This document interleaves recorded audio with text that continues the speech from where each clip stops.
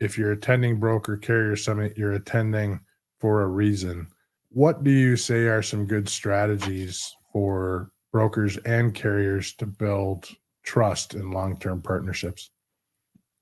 In Kansas City, we rolled out the idea of luncheon lanes, which is an intentional 90-minute block for carriers and brokers to split up based on the types of freight they move. So if you're a van broker or broker of van freight and you're a carrier who moves van freight, you're going to sit in this section of the lunch hall, and you're going to talk about opportunities for a broker. Talk with the carrier about load opportunities coming up. For the carrier, talk about your capacity, talk about your safety scores, talk about whatever you want to talk about.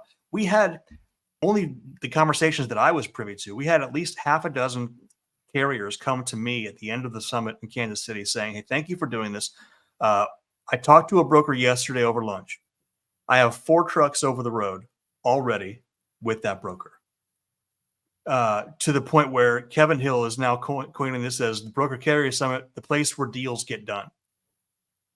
Seeing those deals happen, seeing the discussions happen. But the great thing I see come out of the summit, above and beyond the deals, because the deals are great, is education.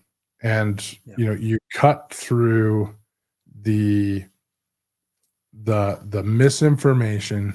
You have a lot of extremely knowledgeable people at the summit, and there's no pulling the curtains over these people's eyes. They've been doing it forever. And I'd also say the same thing for brokers. Have a plan to talk to as many carriers as possible. It's right now a fairly even split as far as brokers and carriers.